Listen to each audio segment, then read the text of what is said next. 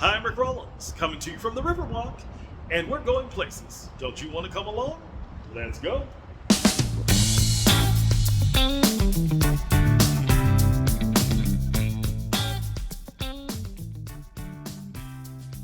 Hello, I'm Ricc Rollins, and welcome to the first show of 2023. I hope your morning's amazing. Here's what's coming up on today's show. We'll talk with Lauren Gay, the outdoorsy diva, about the travel trends for 2023.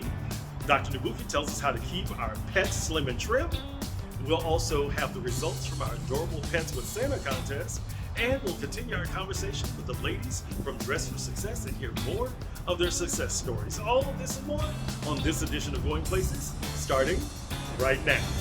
Well, my friend, the outdoorsy diva is back, and she's here to give us the 5 travel trends that she's recommending for the upcoming season. And then we've got a very special announcement of what's coming up. Lauren Gay, welcome back to Going Places. Hi, Rick. How you doing? Happy All New right, Year. happy New Year to you too. You beat me to it. So let's talk about what you did over the Christmas holidays. Well, over the Christmas holidays, I tried to take it easy, honestly, and rest. Mhm. I did go to Enchant, with the Christmas lights and all of that, but I was down for the count. I had some crud, so I just stayed in the house and rested. Well, that sounds like a good thing to do. I mean, the crud has been going around. The crud canceled a lot of great things, including Jessica's birthday party. I mean, I it was, know. well, we'll celebrate her again soon. So let's talk. So you didn't get to do a whole lot during the holidays, but I hear that you're about to make up for it and you're telling people where to go. So let's talk Yeah, about so there's some really interesting travel trends coming out for 2023. Condé Nast Traveler had a really interesting article of like 17 of them. But here were my favorite 5. it. Okay. So the first one is all about immersive educational travel. So they're predicting we're gonna, be have conservation focused travel, art tours, architecture focused travel, really getting into the arts and things like that. So immersive educational travel is a big one. Okay, so I'm looking forward to that. So we're going to try to get you everywhere so you can live vicariously, or I'll go along as your plus one. Okay, so let's talk. Okay, so that sounds really interesting. I mean, because even with the immersive event exhibits that I've been to, it's really a special time. So, but to be immersive and adventurous at the same time sounds like my kind of going place to go. Yeah. And so Or as I the like to call next it, the one, going zone. the go- so the next one, you're gonna laugh at this name. They coined it business travel, as in leisure and business. Okay, I see. I can be with that. Okay, business. So, So so I'm a leisure and lesbian. business. Okay. Yeah, so leisure meaning people are planning leisure trips, but they're building in time to also work.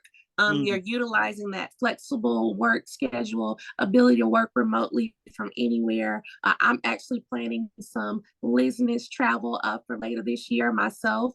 So that's something that people are definitely looking into where you can do longer stays, mhm, utilizing Airbnbs and apartments and mm. VRBOs and just staying for, instead of just a few days, staying for a week or 2 or even a month. Sounds like my kind of travel. Because once I get there, if it's someplace I need to be or want to be, I hate in and out. And I do a lot of in and out, especially when I go to Atlanta. I'm there for the day and I'm gone. This time, I guess I'm going to be a pre-business because I'm going to be there for 4 or 5 days on business and trying to rest a little bit. I like it. I like it. So the next one is indigenous led and focused travel. And the first part of that is very important. We've seen the dynamic change, and especially places like British Columbia, Canada, Australia, Uganda, where Mhm. the Amazon, even where they have travel that is, but with tours and itineraries that are sensitive to and led and owned by the indigenous people themselves. So Oh, wow. that's a really good change to see in the industry happening. That sounds very interesting. That's something I would love to do, especially because I'm finding out more about my parents, and it's like there's a lot of indigenous leadings there. So that may be very interesting to go and hang out with the folk. Okay. For sure. I actually will, when I go to Banff, Canada this year, I have a medicine walk with an indigenous woman, and it is indigenous. She owns it. They run it. And so I can't wait to tell you about that when that happens I this can't spring. wait either. That sounds really interesting. Girl, you're gonna be going places this year. Every time I turn around, we're gonna have a new adventure. Look, the people are still waiting on the Iceland trip. So just know that. Okay. And so where And we then at? Number 4? number 4. So this one, you're going to love it. Set jetting. Set jetting is your travel inspired by the shows that we watch. I personally used to call this fandom travel, but like, Okay. for example, Emily in Paris on Netflix, a lot of Parisian hotels and tour operators are seeing a huge uptick in travel because of people watching that show. Wow. So they Okay. are predicting more of that, where people are traveling to destinations based on shows that we watch, and it made them want to go and explore. Okay, that sounds interesting. I'm gonna have to look into that even more. You are just giving me some stuff to put on the bucket list. Okay. And what's number 5? Number 5 to me is my personal favorite one, and it's something that I actually started incorporating more in 2022. Definitely want to do more in 2023. Wellness and transformation travel and retreat. So, everybody kind of felt like 2022 was all about getting back outside, Mm-hmm. reconnecting with people we hadn't seen in a long time. Just, we were happy to just be able to Just be to out, be right? amongst the folk, yes. Mhm. But now we are looking inward. We're looking into therapy, healing, dealing with the grief and the trauma and the PTSD of Yes, 2020 and 2021. A yes. lot of self actualization and improvement. And so, wellness retreats and trips and focus travel is where it's at for sure for 2023. And so that's the tease to where we're gonna be for the next couple of episodes with you. Yes, that's right. So this fall, I had an awesome opportunity to travel with Root Adventures. So Mhm. Root Adventures is a company centered around small group travel. They want you to connect with yourself, with community, to be vulnerable. And they have tons of amazing itineraries, like Galapagos Islands, Peru, Olympic National Park, Glacier National Park. I went on their itinerary that takes you to Baja Sur, Mexico. And Okay. on this trip, we went to Todos Santos. So Mhm. the first night was spent with, circle time, getting to know each other, intentional journaling, intentional meditation, Mm. Wow, setting intentions. We went wow, during wow, Dia de wow. los Muertos. So we Mm. were able to have a cultural immersion experience with locals, learn about mezcal and all that kind of fun stuff. And then the next 3 days, they took us to a remote island state park Mhm. called Isla Espiritu Santos.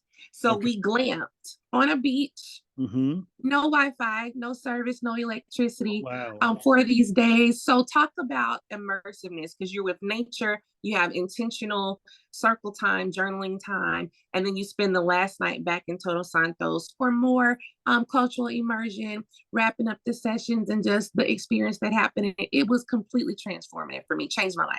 Okay, so I cannot wait to begin this series on next week. So you all need to be back next week because the Outdoorsy Diva will be back sharing with us her adventure.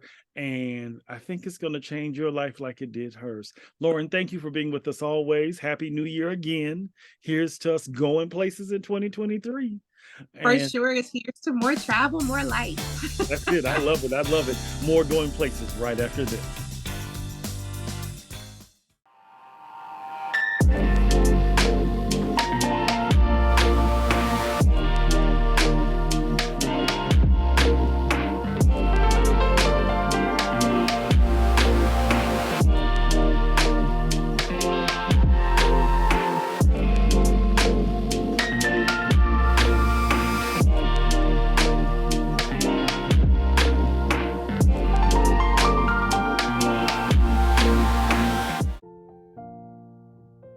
Hi, it's Arlene. at Coffee Speaks and Tea Talks. It's 2023, and I want to know, what is your coffee saying? My coffee is saying, no drama llama. I'm not telling you it's going to be easy, but I'm telling you it's going to be worth it. Enjoy life one cup at a time.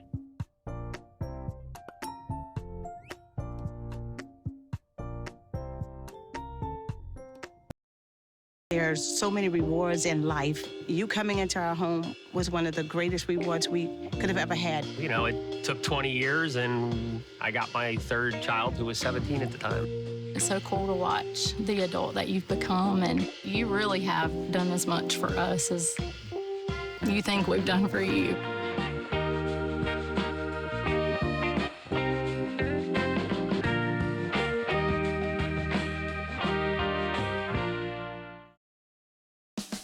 Welcome back to this edition of Going Places. Before we begin our conversation with Dr. Nabuki, let's take a look at those adorable pets with Santa paws.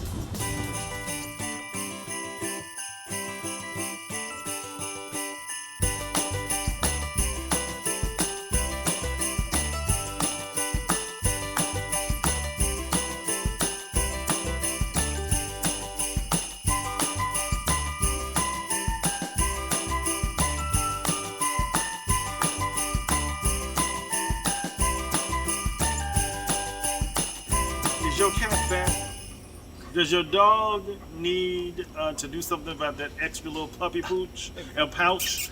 Dr. Nabuki, the pet vet, is here to talk to us about nutrition and weight loss, and we have Icy with us today. And Icy may at any time see another dog and have to communicate. So if he does, we good with that. We're good with it. Okay, look at the people. Say hey to the people, Icy. Okay, so let's start with this. Should we exercise the pets? Absolutely. Just like us, pets need good exercise too, but it really depends on their style of life. If they're going to be a lap dog, like a little Chihuahua, then they're not going to need as much exercise as like a Husky that's running the Iditarod, you know? So, but there is a good balance between exercise for them and nutrition, so you don't get them overweight either. Okay, how often? So every day, you definitely want to walk them for about 10 to 20 minutes in the morning, 10 to 20 minutes in the afternoon, and then at least a few times a week, going to the park, going to the beach, things like that, for the average dog. If you're, again, like a Husky, like a working breed dog or a Border Collie, then you're gonna need to run them like every day to get that energy out and also to make sure they stay in shape. Okay, so staying in shape, I said this at the beginning of this, if your cat is fat, and if there's a pouch or a pooch rather on your pooch, how do we know where the weight loss is coming? I mean, the weight issues are coming from. So it really depends, and that's a good question. It can be off, are we feeding too much? It could be off inactivity, you know, are we not exercising enough? Another thing is it could be an internal issue, like an endocrine issue such as hypothyroidism, that can actually make them gain a lot of weight regardless of what you do with them. So how do we, what are the, I guess, the symptoms to say that that this is not just a fat cat or a fluffy puppy? Well, my thing is if you're feeding them a balanced diet, if you're keeping them active and they're still gaining a lot of weight, then in my head, I'm like, okay, is there something going on internally that we need to check it up? We need to do a little bit of blood work to see if that's going on. That would be where my go-to is. And obviously talking to your vet, like here at Royal Pets, you can really get a lot of information from them and then gauge it and check on, check the weight every month. Are we losing weight? Are we gaining weight? And then go from there. So let me ask you this. We know that we have a rule, and because of the holidays, I keep saying it over and over, and that is because we do not want people feeding people food to the babies. If it's not because they're getting that, if the food isn't right, can we, let me ask you this first. This is a question that just popped in my head. Can we overfeed? Absolutely. Because we're trying to be generous and we're trying to make sure that, so we can overfeed. How much is too much? So in general, most diets, they're gonna have a weight category for your dog. And they're gonna say, hey, if your dog's 50 pounds, feed this much. And so it's been calculated for your pet. So my thing is, go off the standard of what's on the bag, or do your research, look online, go to their website. They usually have feeding guides, and then you can go from there. That'll tell you how much you're supposed to feed. And obviously, if you're feeding that or more of that, or if you're feeding the standard and you're giving a bunch of treats, now you're adding in all these calories. You bring them back. That was where I want to go next. Yeah. So if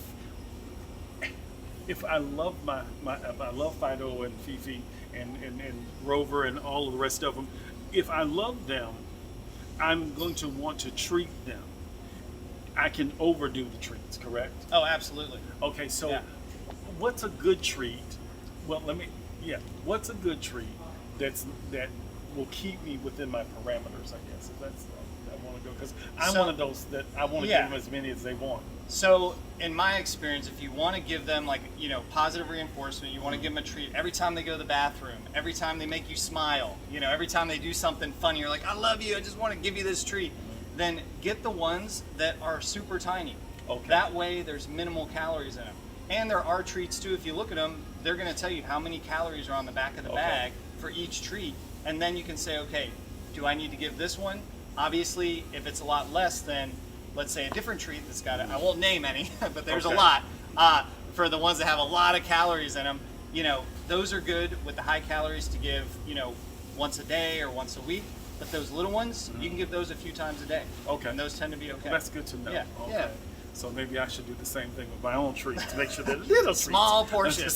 Small portions. Okay, so last question.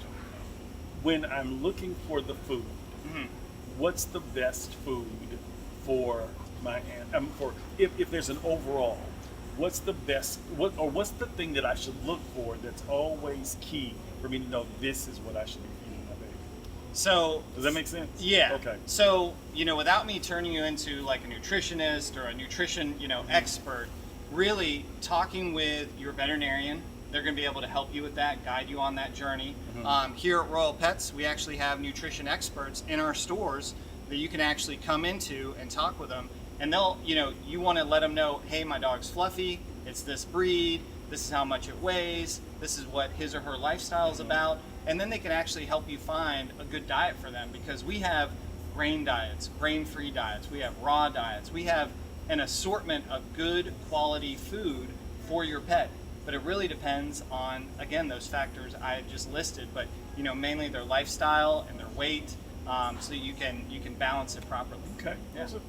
As always, Dr. Nabuki, I feel like when it's time for me to get my next pet, I'm going to be better for it. I really will. So now no fat. There's no reason that the fluffy and the fat have to happen. You know that the food must be quality food. You know that it's key. And if you don't know the answers, folks at Royal Pets will be glad to help you. More than happy.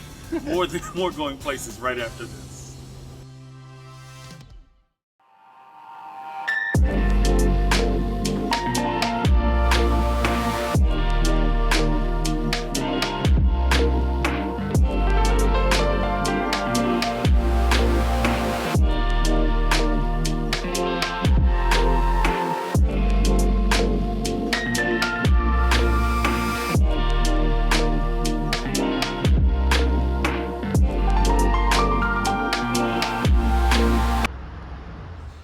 Good morning. What is your coffee saying? My coffee today is saying serenity. God grant me the serenity to accept the things I cannot change. Courage to change the things that I can. And wisdom to know the difference. Enjoy life one cup at a time.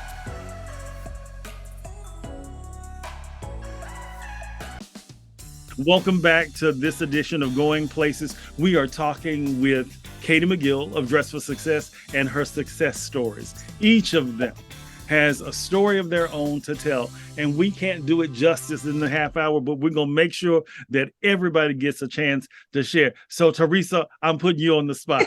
Okay. What does Dress for Success mean for you? Dress for Success definitely means community, involved with the community. I was really influenced by Katie because it wasn't when I say community, it wasn't just African Americans. It Mhm. was of all races, all ages. So she influenced me in a way where she was willing to help no matter who you are, which there was no absolute discrimination, and I'm just really grateful for her. Mhm. And I came through the Dress for Success program. Make a long story short, I ended up going back to USF. I received my paralegal degree. I am now working for the Hillsborough County Clerk of Courts in the criminal, and I am very happy. I'm very And it pleased with. shows. And it shows. Go ahead. I didn't mean to interrupt. Mhm. And also too, she has infueled community within me, because I just published a book. It's called Mhm. Who the Sun Sets Free. Oh, I Oh, It love is about African American criminals and ex-criminals, prisoners, and the wow. challenges that they go through when they're going coming into reentry into society. And so I have a new influence of influencing African American prisoners and ex-prisoners that Mhm. are not able to get resources within the prisons. And so as Katie influenced me, I am powered. I am That's what very it's like. calm, but inside I am like ready to go. I'm very empowered to just go out and just speak about getting resources to prisoners, and I'm looking forward to the next venture.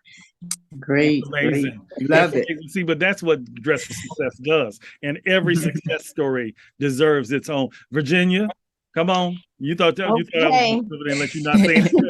Okay.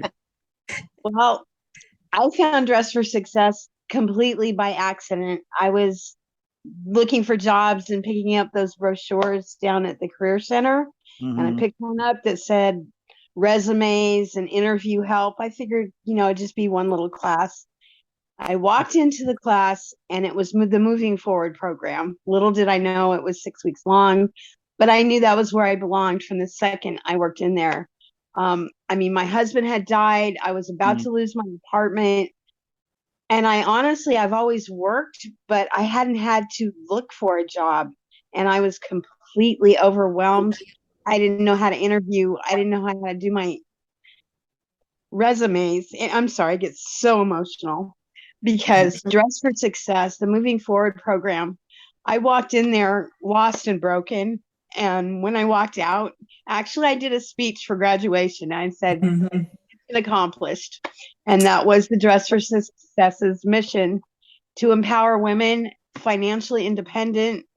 And the fact that I once again had confidence and self-esteem, because I had none of that when I walked into that class.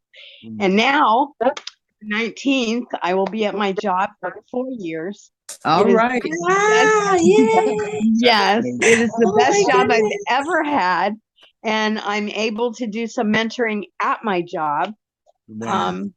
I don't know, it's great. I can never say how grateful I am to Dress for Success for giving me the tools to help me Amazing. have the life I have now. I have a new apartment and I have everything. I'm so blessed and so happy and so grateful. That is Great, amazing. great. Katie, when you hear those kind of stories, again, it makes it worth every Yeah. tear, every fight, and everything else.